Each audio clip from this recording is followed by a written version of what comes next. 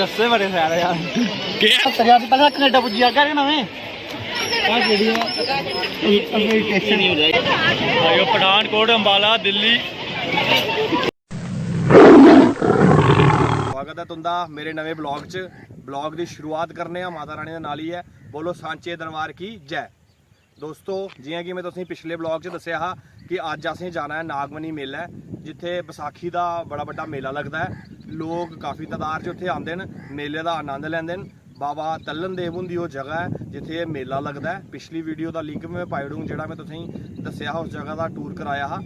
तो ये दोस्तों पिछला जिहड़ा व्यू है दिखिए मेरा फिर मन करा दा तुसें सारें गी बैसाखी दियां मुबारखां देआं। ते इस करियै सारें गी बैसाखी दियां बहुत बहुत मुबारखां।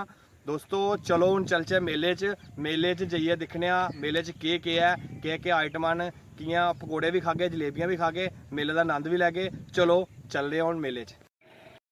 दोस्तों तुस दिक्खी सकदे हो एक किसाने का खरा सोना कियां लहरा दा है खेतें विच।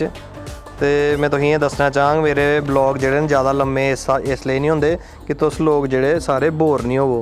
ते चलो हुण तुसें ले चलचे मेले च। कितना रश है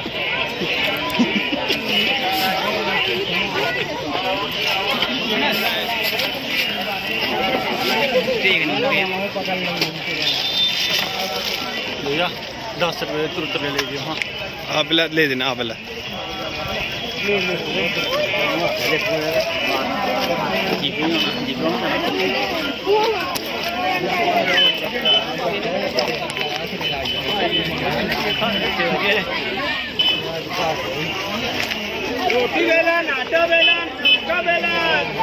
बेलिए देगा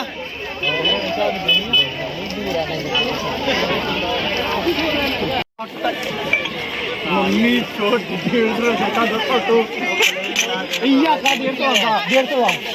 क्या होए केला ला 150 के गिलास हाँ पानी पाओ, खारा पाओ, सोडा पाओ, ट्रांसपेरेंट 150 अब ले लो। किन्ने दा वीर तो पिलाने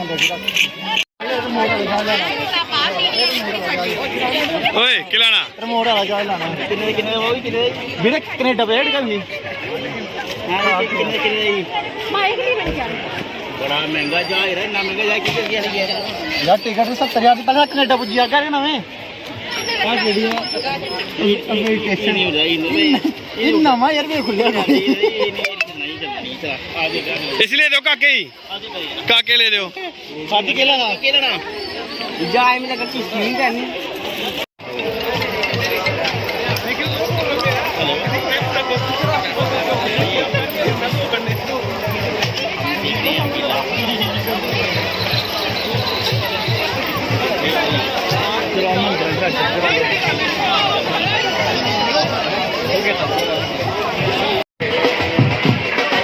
मेले के रशा च निकलते असें दोस्तों और बाद फिर जी है बाबा जी की मत्था टेकिया। उत्थें मैं अपने मामे का मुड़ा भी लब्भेआ ते बाबा जी का असें आशीर्वाद प्राप्त किया।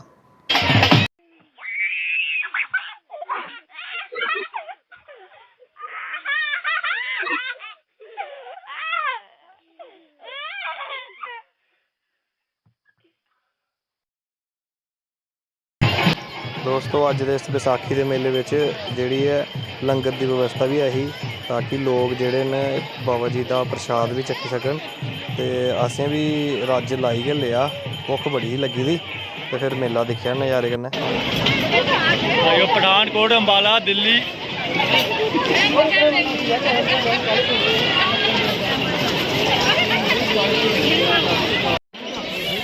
लस्से बड़े सारे यार क्या लस्से ओए क्या खा लस्सी मैं बना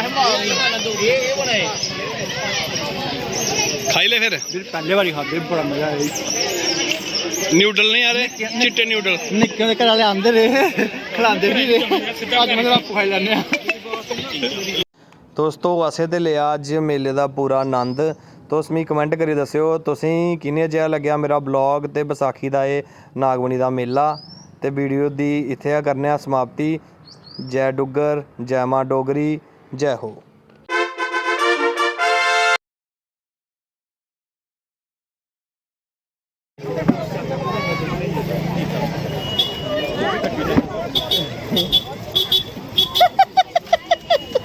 एक कोटे सारा जान दे अंदर मैं कहा अंदर जान दे पूरा ते